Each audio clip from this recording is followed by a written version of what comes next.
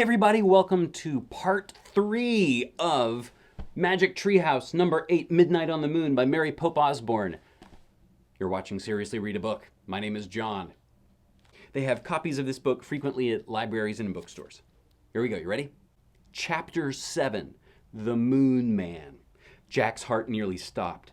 He could hear Annie talking. "Hi," she said. "We come in peace." There was silence. Then Jack heard Annie say, "Thank you. I have to help my brother up now." A moment later, Annie rolled Jack onto his back. She grabbed his hand and pulled him up. "Thanks," said Jack once he was standing. The Moon Man was a few feet away. His face was hidden by a metal visor. "Whoa, that's a picture. What do you think's going on there?" He is much bigger than they are.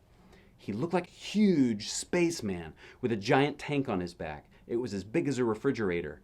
"That's a jetpack," said Jack. "I've seen pictures of future astronauts flying with those things. It's like a mini spaceship, right?"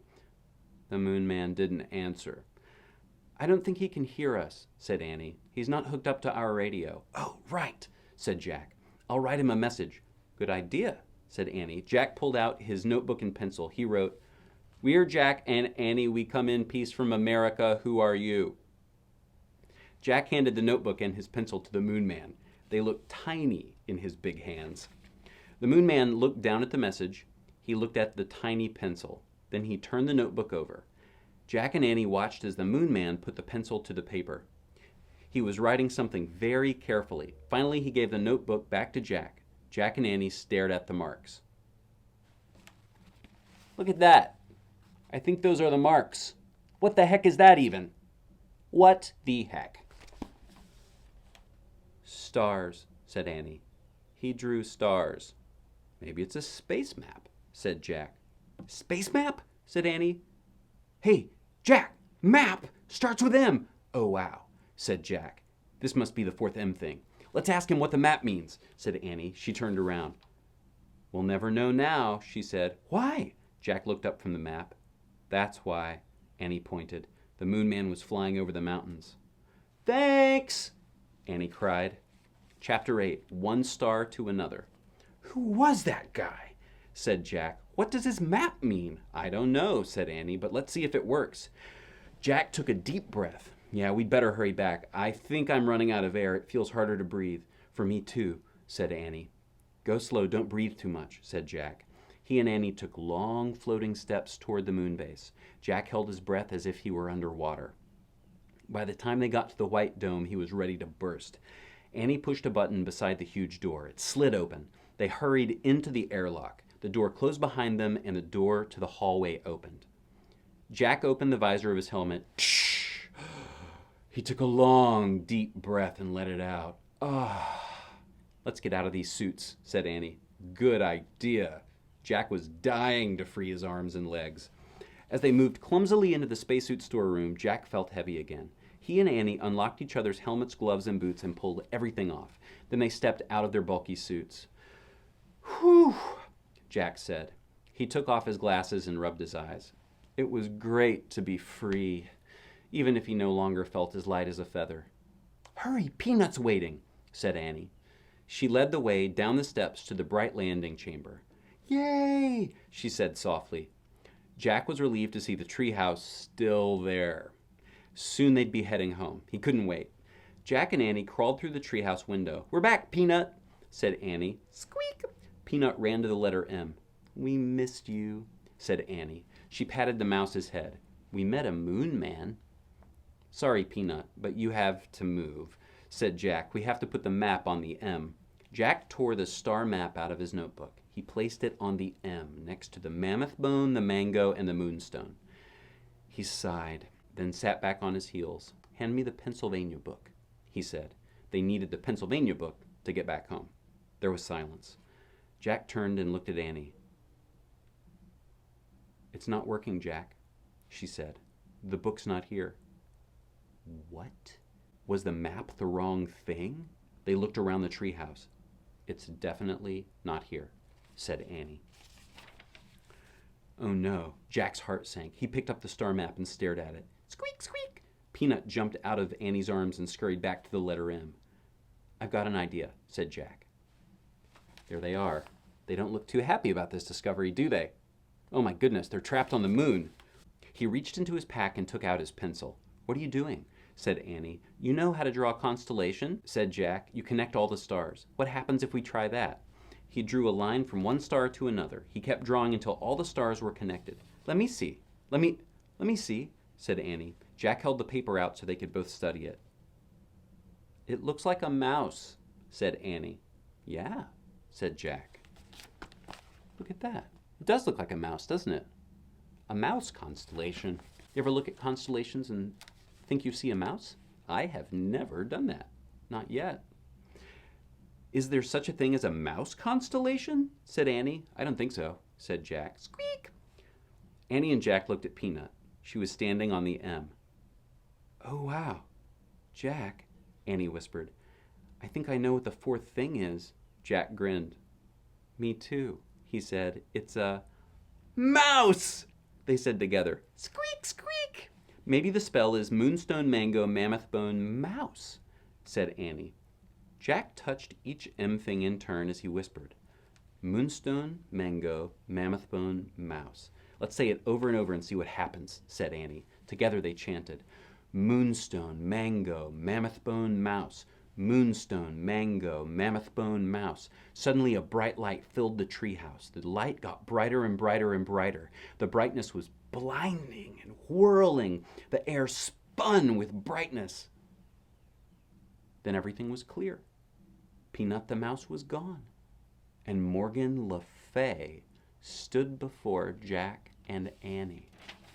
Chapter 9. Morgan. "Thank you," Morgan said softly. "You have freed me from the magician's spell."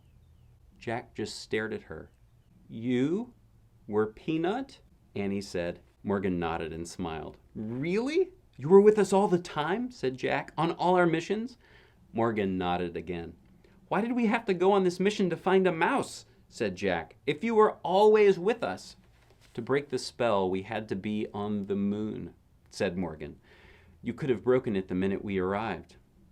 "Oh, that's what you were trying to say," said Annie. "We didn't have to leave the moon base at all."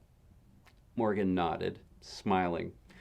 "But the moon man came along to help us," said Annie. "He drew a constellation of a mouse. Is he a friend of yours?" Morgan shrugged. "Let's just say we had a little talk. He stopped by the moon base while you were out." "The same way you had a talk with the ninja master, right?" said Jack. "And the monkey and the sorcerer?" Morgan nodded. "I always squeaked to the ones who helped you." "Whoa, there she is. Look at that." It's a picture of Morgan Le Fay. And Jack and Annie. "Oh, look at that. I wonder which book that is she's holding." "But how did they understand you?" "A mouse," said Jack. Morgan smiled again.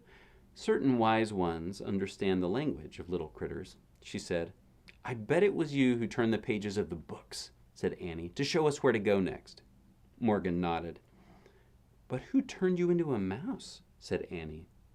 Morgan frowned.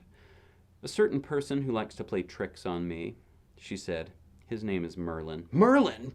said Jack. "The greatest magician who ever lived?" Morgan sniffed. "He's not that great," she said. "He doesn't even know I have 2 brave friends who help me." "Us?" said Annie shyly. Morgan nodded. "And I thank you both with all my heart." "You're welcome," said Jack and Annie. Morgan handed Annie the Pennsylvania book. "Are you ready to go home now?" she asked. "Yes," said Jack and Annie. Annie pointed to a picture of the Frog Creek woods. "I wish we could go there," she said. The treehouse started to spin. It spun faster and faster and faster. Then everything was still. Absolutely still. But only for a moment. Chapter 10. Earth Life. The midnight woods woke up. A breeze rustled the leaves. An owl hooted. Woo! Can you make a good owl sound? I'm not very good at it. Thank you. The sounds were soft, but very alive. Jack opened his eyes. He pushed his glasses into place. He smiled. Morgan was still with them. He could see her in the moonlight. Her long white hair was shining. "Morgan, can you and the treehouse stay here?" said Annie. "In Frog Creek?" "No, I must leave again, I'm afraid," said Morgan. "I've been gone from Camelot for a long time." She handed Jack his pack. She brushed his cheek. Her hand felt soft and cool. "A bit of moon dust still on you," she said. "Thank you, Jack, for your great love of knowledge." "You're welcome," said Jack. Morgan tugged on one of Annie's braids. "And thank you, Annie, for your belief in the impossible." "You're welcome," said Annie. "Go home now," said Morgan. Jack smiled. Home was Earth, that bright, colorful world where everything was alive and always changing. "Bye, Morgan," said Annie. She started out of the treehouse. Jack looked back at Morgan. "Will you come back soon?" he said. "Anything can happen," said Morgan. "The universe is filled with wonders. Isn't it, Jack?" He smiled and nodded. "Go now," Morgan said softly. Jack followed Annie down the rope ladder. He stepped onto the ground. The wind started to blow. The tree started to shake. A loud roar filled Jack's ears. He squeezed his eyes shut. He covered his ears. Then everything was silent and still. Jack opened his eyes. The ladder was gone. He looked through the leaves and branches of the giant oak tree. Where the treehouse had been was only moonlight now.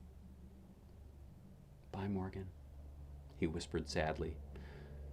"Bye, Peanut," said Annie. Jack and Annie stared at the top of the tree for a long moment. "Ready?"